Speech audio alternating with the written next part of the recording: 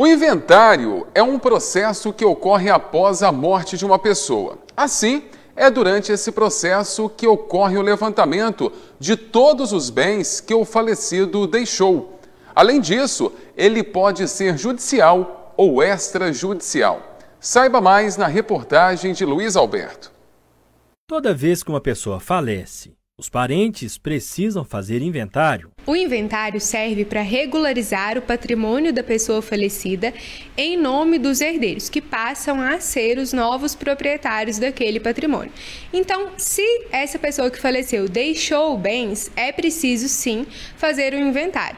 Caso não haja bens, não tem necessidade. Como funciona o procedimento do inventário? O procedimento de inventário, ele consiste basicamente em a gente apurar quais foram todos os bens e direitos com valor econômico que essa pessoa falecida deixou, apurar também as dívidas que eventualmente o falecido tenha deixado, fazer o pagamento dessas dívidas e também do ITCMD, que é o imposto de transmissão que incide sobre a herança. Após o pagamento das dívidas e desse imposto de transmissão, o patrimônio restante vai ser dividido, partilhado entre os herdeiros. Quais são as principais diferenças entre o inventário feito no cartório e o inventário judicial? São 3 diferenças principais. O inventário feito no cartório, ele tem algumas restrições. Eu não posso, por exemplo, fazer no cartório um inventário quando eu tenho algum herdeiro que seja incapaz. Por exemplo, quando esse herdeiro é menor de idade ou ele tem alguma outra causa de incapacidade, às vezes até uma doença mental, que ele não consiga responder por ele mesmo. Eu também não posso fazer inventário no cartório quando o falecido deixou algum testamento ou quando os herdeiros não estão de acordo com a partilha. Essa é uma das diferenças. A segunda diferença é em relação ao tempo de duração. Em tese, o inventário feito no cartório, ele demoraria menos tempo, ele seria mais ágil. Eu digo em tese porque aqui em Itaúna, na comarca hoje, está andando relativamente rápido. Então, um inventário nas mesmas condições do que seria feito no cartório, ele levaria aí mais ou menos o mesmo prazo que o inventário judicial. Só que isso, desde que o advogado ou advogada responsável pelo procedimento tenha todos os cuidados de já levar a documentação prontinha para que não tenha nenhum atraso. A terceira diferença muito importante entre os dois tipos de procedimento é o custo. O inventário extrajudicial sempre vai ser mais caro, porque não tem como pedir gratuidade judiciária no cartório, coisa que no fórum a gente consegue se o patrimônio não for um patrimônio muito grande.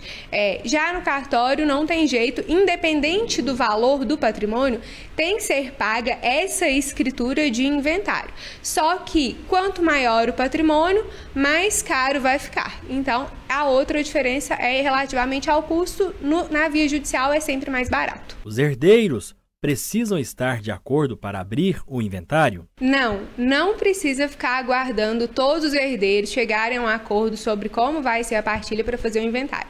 Isso é até um risco. Tem até um caso aqui no escritório que aconteceu isso, de a família não queria abrir o inventário para não ter que partilhar o bem com um dos irmãos. Eles estavam aproveitando que esses bens não estavam devidamente registrados em nome do pai falecido e dilapidando sem passar a parte do irmão.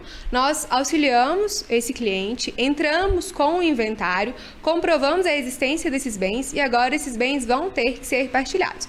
Então, é até arriscado esperar todo mundo chegar a um consenso, a menos que seja uma família assim, bem unida, com bastante confiança, para fazer esse inventário. Por que é preciso fazer o inventário logo após o falecimento do familiar? A urgência em fazer o inventário consiste em 2 razões básicas. A primeira é que, por mais que os herdeiros passem a ser os donos do patrimônio já com a morte da pessoa que falece, eles não vão conseguir regularizar essa situação desses bens. Então, por exemplo, se eles precisarem vender, eles não vão conseguir. Vão conseguir só com a autorização judicial, se já estiverem no processo de inventário. A outra situação muito importante da urgência de fazer o inventário é o custo. Quanto mais rápido o inventário for feito, existe um desconto desconto sobre o imposto de transmissão, que é o custo mais elevado do inventário. Aqui em Minas, especificamente, se esse imposto de transmissão for pago em até 90 dias após o óbito do falecido, tem um desconto de 15% sobre o valor total do imposto.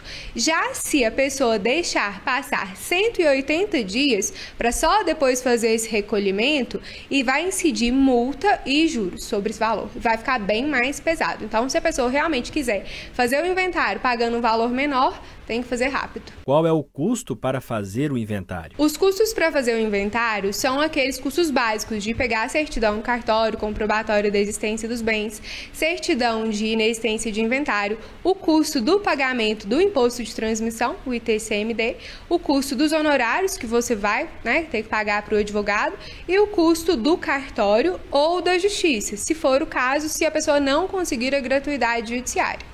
É possível fazer inventário sem advogado? Não dá para fazer nem inventário nem divórcio sem advogado. São duas coisas proibidas por lei.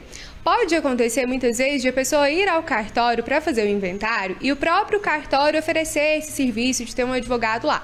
Não é o ideal, porque a função do advogado é justamente conferir se essa partilha está sendo feita de forma correta. Então, aquele advogado indicado pelo cartório não é a pessoa apropriada, porque muitas vezes ela não vai te mostrar algum erro que esteja acontecendo ali. Fora que não é nem legal. O cartório não pode fazer essa recomendação de advogado. Isso é proibido. Como devo proceder se algum parente falecer e precisar abrir o inventário? Se, infelizmente, algum parente vier a óbito e precisar abrir o inventário, a primeira coisa, procurar um advogado ou advogada especialista na área, um advogado da sua confiança, porque ele vai avaliar a sua documentação, verificar a situação dos bens, te orientar a respeito de qual o melhor procedimento e a questão dos valores, que eu acho que é o que mais pesa para muita gente. Eu espero que essa matéria especial sobre inventário tenha ajudado muitas pessoas que estão nos acompanhando nesse momento que infelizmente perderam alguém e é necessário fazer a partilha dos bens.